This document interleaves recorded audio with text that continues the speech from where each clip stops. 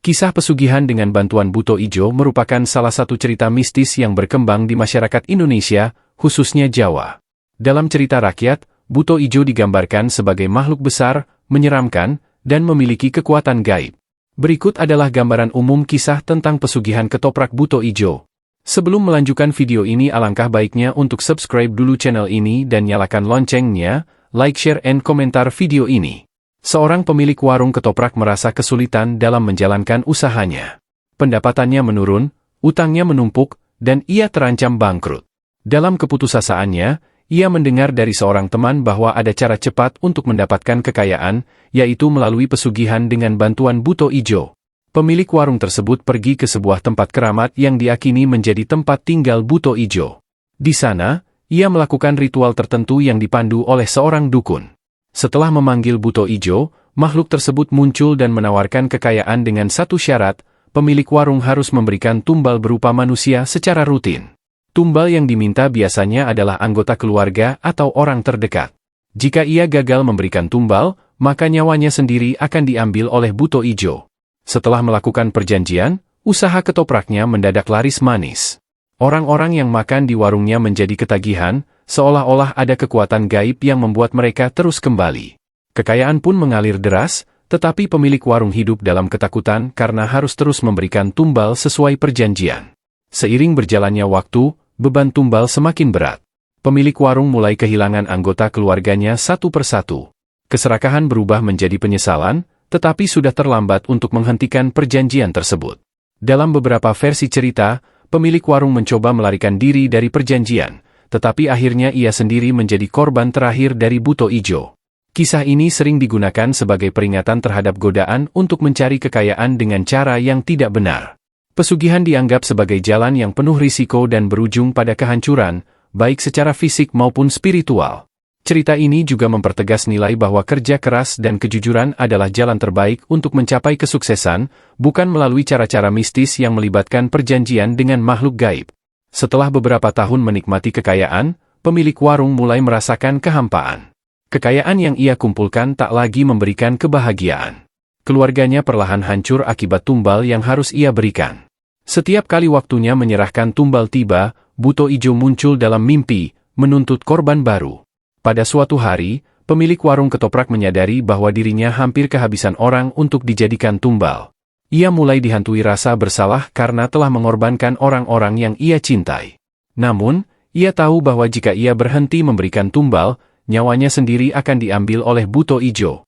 Dalam keputusasaannya, pemilik warung mencari dukun lain yang bisa membantunya memutuskan perjanjian dengan buto ijo. Setelah mencari selama berminggu-minggu, ia menemukan seorang dukun tua yang dikenal memiliki kekuatan spiritual yang besar. Dukun tersebut menyarankan pemilik warung untuk melakukan ritual pelepasan di malam Jumat Kliwon di sebuah hutan keramat. Ritual itu melibatkan puasa selama 7 hari dan membawa sesaji berupa bunga 7 rupa, kelapa hijau, dan dupa khusus. Namun, dukun itu memperingatkan bahwa upaya ini sangat berbahaya, karena buto ijo tidak akan melepaskan perjanjiannya begitu saja. Pada malam ritual, pemilik warung merasa ketakutan karena hutan tempat ritual berlangsung dipenuhi suara-suara aneh dan bayangan menyeramkan. Saat ia sedang mengucapkan mantra pelepasan, tiba-tiba buto ijo muncul dengan wujud yang jauh lebih menakutkan. Tubuhnya besar, matanya menyala merah, dan ia mengeluarkan suara menggelegar. Buto ijo marah besar karena pemilik warung mencoba melanggar perjanjian. Makhluk itu menyerang, tetapi dukun tua melindungi pemilik warung dengan mantra pelindung. Pertarungan gaib berlangsung sengit, hingga akhirnya dukun berhasil mengusir buto ijo kembali ke alamnya, tetapi dengan syarat bahwa pemilik warung harus meninggalkan semua kekayaannya. Setelah berhasil lepas dari perjanjian, pemilik warung kehilangan seluruh kekayaannya. Warung ketopraknya yang dulu ramai perlahan-lahan bangkrut. Ia kembali hidup dalam kesederhanaan, bekerja keras untuk mencari nafkah tanpa bantuan kekuatan gaib. Meskipun hidupnya kini serba pas-pasan, ia merasa lebih tenang. Pengalaman pahit itu membuatnya sadar bahwa kekayaan yang diperoleh dengan cara tidak benar hanya membawa penderitaan. Ia pun menghabiskan sisa hidupnya dengan bertobat dan membantu orang-orang yang membutuhkan, berharap dosa-dosanya diampuni. Meski sudah lepas dari perjanjian, pemilik warung mulai sering mengalami mimpi buruk. Dalam mimpinya, buto ijo selalu muncul, tertawa mengejek dan berbisik, "Kau mungkin lepas dariku, tapi jejak dosamu akan selalu menghantui. Pemilik warung merasa ketakutan setiap kali terbangun. Ia merasa bahwa bayangan masa lalunya tidak benar-benar pergi. Ia kemudian mendatangi dukun tua yang telah membantunya sebelumnya. Sang dukun mengatakan bahwa untuk benar-benar lepas dari kutukan buto ijo, ia harus melakukan perjalanan spiritual terakhir, membersihkan dosa-dosa melalui perjalanan tapa brata, bertapa, di Gunung Lawu. Pemilik warung, yang kini hidup sangat sederhana, memutuskan untuk mengikuti saran dukun. Ia pergi ke Gunung Lawu, tempat yang dianggap sakral, untuk bertapa. Ia membawa hanya sedikit bekal, bersiap menjalani tapa selama 40 hari dengan berpuasa dan berdoa. Di puncak gunung, ia menghadapi berbagai godaan. Suara-suara gaib memanggilnya, mengiming-imingi kekayaan yang lebih besar jika ia mau kembali bersekutu dengan buto ijo. Namun, dengan tekad kuat, ia menolak semua godaan itu. Pada malam ke-40, puncak ritualnya, ia merasakan angin kencang dan suhu yang sangat dingin. Tiba-tiba, sosok buto ijo muncul di hadapannya, lebih menyeramkan dari sebelumnya. Makhluk itu mengeluarkan suara menggelegar. Kau pikir kau bisa lepas begitu saja dariku? Kau masih berhutang nyawa padaku. Pemilik warung, yang kini jauh lebih kuat mentalnya, dengan penuh keberanian menjawab, aku mengakui kesalahan dan dosa-dosaku. Aku tidak akan melanjutkan hidupku dalam ketakutan. Jika kau ingin mengambil nyawaku, ambillah. Tapi aku tidak akan kembali padamu. Jawaban itu membuat buto ijo terdiam. Perlahan-lahan, tubuhnya memudar, dan suara tawa menyeramkannya mulai menghilang. Setelah itu, suasana di sekitarnya berubah menjadi hening. Pemilik warung menyadari bahwa ia telah berhasil menghadapi rasa takut dan dosa-dosanya. Ia turun dari Gunung Lawu dengan hati yang jauh lebih tenang. Di desa, ia mulai dikenal sebagai seseorang yang bijak dan suka membantu. Ia mendirikan warung kecil sederhana, tetapi kali ini tanpa bantuan kekuatan gaib. Hidupnya yang baru menjadi teladan bagi banyak orang. Ia sering berbicara kepada para pelanggannya, tidak ada kekayaan yang lebih besar daripada hati yang damai. Jangan pernah tergoda oleh jalan pintas, karena itu hanya akan membawa kehancuran. Seiring waktu, pemilik warung hidup hingga usia tua dengan penuh rasa syukur. Meskipun ia kehilangan segalanya, ia mendapatkan sesuatu yang jauh lebih berharga, ketenangan jiwa dan kesempatan untuk menebus dosa-dosanya. Cerita ini mengakhiri perjalanan sang pemilik warung, menekankan bahwa kemenangan sejati bukanlah melawan makhluk gaib, melainkan melawan ketakutan, keserakahan, dan dosa dalam diri sendiri. Setelah beberapa tahun hidup tenang, pemilik warung kini dikenal sebagai seorang tua yang bijaksana. Banyak orang datang untuk mendengarkan ceritanya, belajar tentang bahaya pesugihan, dan pentingnya hidup jujur. Namun, suatu hari, seorang pemuda datang ke warungnya dengan pertanyaan yang membuatnya teringat kembali pada masa lalunya. Pemuda itu bertanya, "Pak, apakah benar Bapak pernah berurusan dengan buto ijo? Jika iya, bagaimana rasanya? Saya ingin tahu bagaimana cara mendapatkan kekayaan seperti itu." Mendengar pertanyaan itu, pemilik warung terkejut sekaligus khawatir. Ia melihat bahwa pemuda tersebut memiliki ambisi besar, seperti dirinya dulu. Dengan hati-hati, ia mulai menceritakan pengalamannya. Ia berharap cerita itu bisa menjadi pelajaran bagi pemuda tersebut. Namun, saat ia selesai bercerita, pemuda itu malah tersenyum dan berkata, "Jadi, saya hanya perlu menyiapkan tumbal? Itu mudah." Pemilik warung berusaha menasihati pemuda itu, tapi pemuda tersebut bersikeras dan pergi meninggalkan warung dengan niat mencari cara untuk bersekutu dengan buto ijo. Setelah kejadian itu, pemilik warung mulai dihantui mimpi aneh lagi. Dalam mimpinya, ia melihat pemuda itu di tempat gelap, berlutut di hadapan buto ijo. Pemuda itu memohon kekayaan, dan buto ijo memberinya syarat yang mengerikan, tumbal pertamanya harus diberikan dari keluarganya sendiri. Pemilik warung terbangun dengan keringat dingin. Ia merasa bertanggung jawab karena ceritanya justru membuat pemuda itu semakin penasaran. Ia memutuskan untuk mencari pemuda itu dan menghentikannya sebelum terlambat. Setelah bertanya-tanya ke penduduk desa, akhirnya ia menemukan pemuda itu di sebuah hutan keramat, tempat ritual biasanya dilakukan. Pemuda itu sedang duduk dengan sesaji di depannya, memanggil buto ijo. Dengan sekuat tenaga, pemilik warung berteriak, "Hentikan! Kau tidak tahu apa yang kau lakukan." Namun, terlambat. Sosok buto ijo sudah muncul, dengan mata menyala dan suara menggelegar, "Apa kau kembali untukku, orang tua? Atau kau ingin menyelamatkan anak ini?" Pemuda itu terlihat ketakutan, tapi tetap berdiri tegak, memohon kekayaan.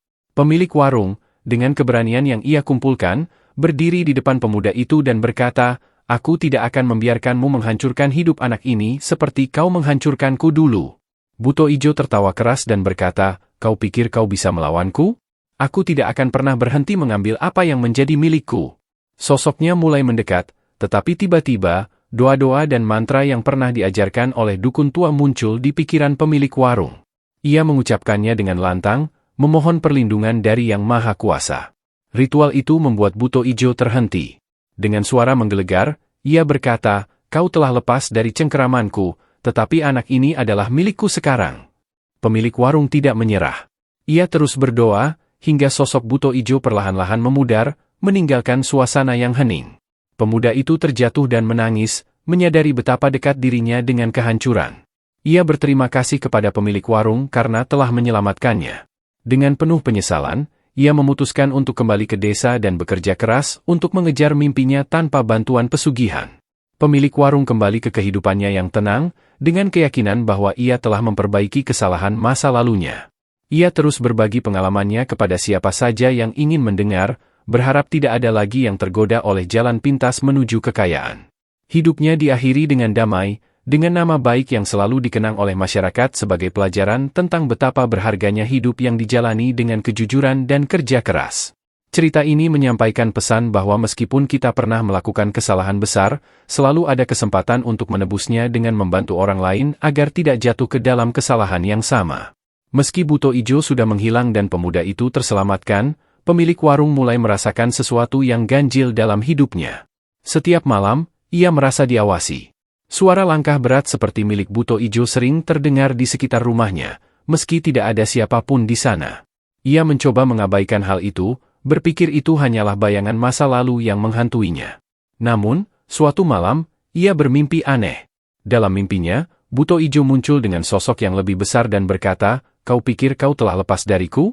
Aku meninggalkan jejak dalam hidupmu. Kau mungkin selamat, tapi kutukanku akan mengalir pada keturunanmu." Pemilik warung terbangun dengan keringat dingin. Ia sadar, meskipun ia berhasil melawan Buto Ijo, efek dari perjanjian gelap itu belum sepenuhnya hilang.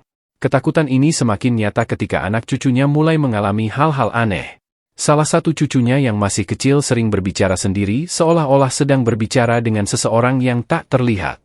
Ketika ditanya, cucunya berkata, "Ada teman besar yang suka bermain denganku di malam hari. Dia bilang namanya Buto." Pemilik warung merasa ngeri mendengar hal itu. Ia menyadari bahwa dampak dari dosa masa lalunya mulai mengganggu keluarganya. Ia merasa bertanggung jawab untuk melindungi keturunannya dari ancaman ini. Dengan sisa-sisa keberanian dan tenaga yang ia miliki, ia kembali menemui dukun tua yang dulu pernah membantunya. Namun, ketika ia sampai di rumah dukun itu, ia menemukan bahwa dukun tersebut telah meninggal beberapa bulan yang lalu. Sebelum meninggal, dukun itu meninggalkan pesan kepada keluarganya, mengatakan bahwa pemilik warung suatu hari akan datang dan memerlukan bantuan. Keluarga dukun memberikan sebuah kitab kuno berisi doa-doa perlindungan dan cara untuk mengakhiri kutukan secara permanen. Namun, prosesnya sangat berat dan berisiko. Pemilik warung harus mengorbankan sisa hidupnya untuk melindungi keluarganya. Ritual ini membutuhkan pengorbanan total, di mana ia menyerahkan jiwanya kepada Tuhan sebagai bentuk penebusan dosa. Dengan hati yang berat, pemilik warung memutuskan untuk melakukan ritual itu. Ia merasa ini adalah satu-satunya cara untuk memastikan bahwa keluarganya bisa hidup bebas dari bayang-bayang kutukan Buto Ijo. Di malam Jumat Kliwon, ia melakukan ritual di tempat yang sama di mana ia pertama kali bertemu Buto Ijo. Ia membaca doa-doa dari kitab kuno itu, memohon ampunan dan perlindungan bagi keluarganya. Dalam doa terakhirnya, ia berkata, "Aku menyerahkan hidupku sebagai gantinya. Jangan ganggu keluargaku lagi." Saat itu, angin kencang berhembus, dan sosok Buto Ijo muncul untuk terakhir kalinya. Namun, kali ini Buto Ijo terlihat lebih kecil, seolah-olah kekuatannya melemah. Dengan suara pelan, ia berkata, "Kau telah menang. Tapi kau membayar harga yang mahal." Setelah itu, Buto Ijo menghilang sepenuhnya. Pemilik warung terjatuh dan menghembuskan napas terakhirnya di tempat itu. Keluarganya menemukan jasadnya keesokan harinya, dengan wajah yang tenang dan tersenyum. Sejak saat itu, tidak ada lagi gangguan gaib yang menimpa keluarganya. Nama pemilik warung dikenang sebagai seseorang yang tidak hanya menebus kesalahannya, tetapi juga mengorbankan segalanya demi melindungi orang-orang yang ia cintai. Warung kecilnya tetap berdiri, kini dikelola oleh keturunannya yang menjalani hidup dengan penuh kejujuran dan kerja keras. Cerita tentang perjuangan dan pengorbanannya menjadi legenda di desa itu, mengingatkan orang-orang bahwa dosa dari jalan pintas tidak hanya menghancurkan diri sendiri, tetapi juga mereka yang kita sayangi. Pesan akhir: setiap tindakan memiliki konsekuensi, dan menebus kesalahan membutuhkan keberanian besar. Pengorbanan sejati adalah ketika kita melindungi mereka yang kita cintai.